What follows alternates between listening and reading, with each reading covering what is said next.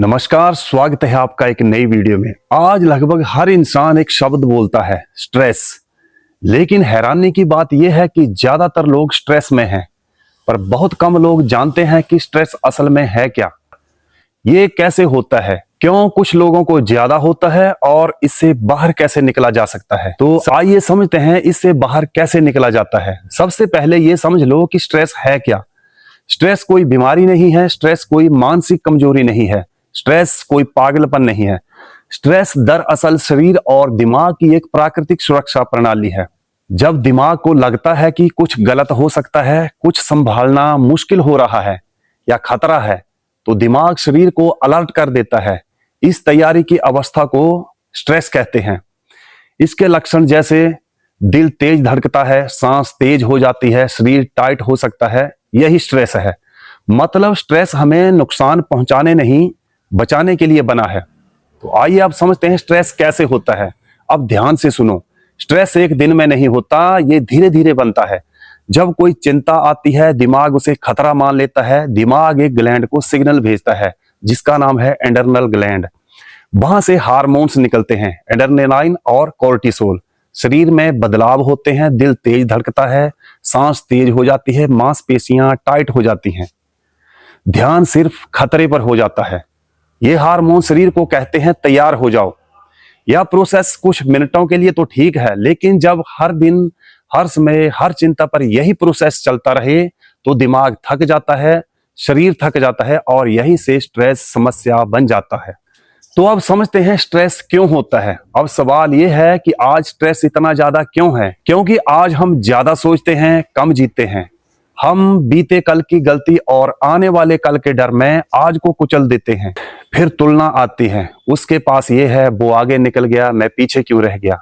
फिर पैसे की चिंता, रिश्तों की उलझन, समाज की उम्मीदें और ऊपर से मोबाइल, सोशल मीडिया, लगातार जानकारी जिसमें बिल्कुल भी आराम नहीं, सिर्फ शोर है।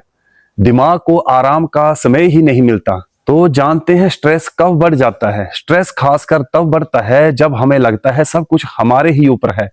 हम ना नहीं कह पाते, हम सबको खुश रखना चाहते हैं, हम मदद मांगना कमजोरी समझते हैं, मदद मांगने में शर्म महसूस करते हैं, हम अपने दर्द को लगातार दबाते रहते हैं। जब हम सबको समझते हैं लेकिन खुद को नहीं, यानी जब हम खुद को आखिरी प्रायोरिटी बना देते हैं। तो आइए अब समझते हैं स्ट्रेस के वैज्ञानिक कारण। स्ट्रेस में दिमाग के 3 हिस्से शामिल होते हैं। एमिगडाला, डर का हिस्सा। स्ट्रेस में ये ज्यादातर एक्टिव हो जाता है और ज्यादा एक्टिव हो जाता है, इसलिए डर, गुस्सा, घबराहट बढ़ती है। नंबर 2, प्रीफ्रंटल कॉर्टेक्स, सोचने का हिस्सा। स्ट्रेस में ये कमजोर हो जाता है, इसलिए सही फैसला नहीं हो पाता।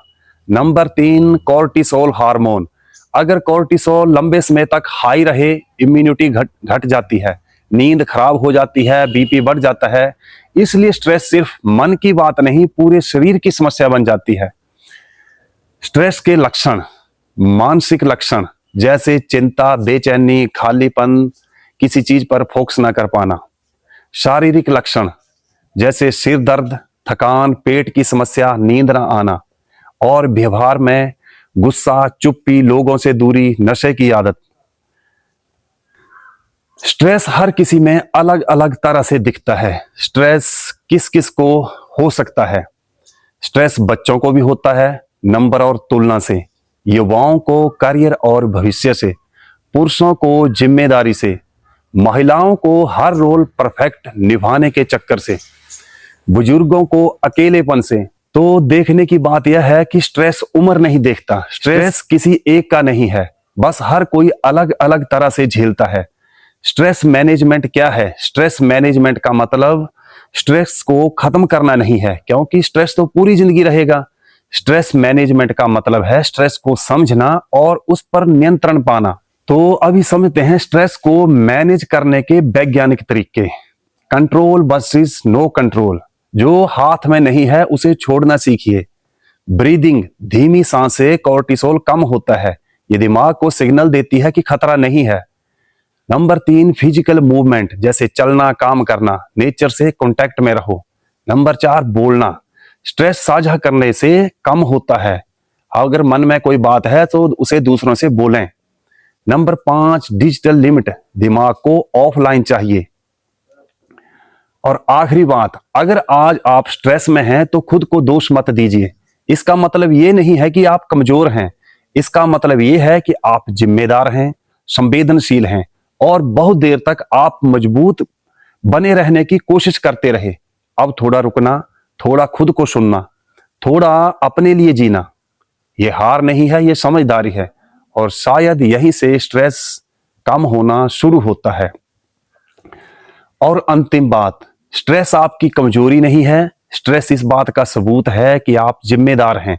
लेकिन अब खुद को भी उतनी ही अहमियत देना जितनी आप दूसरों को देते हैं, और यही असली समझदारी है। धन्यवाद। जय हिंद। सत श्री अकाल।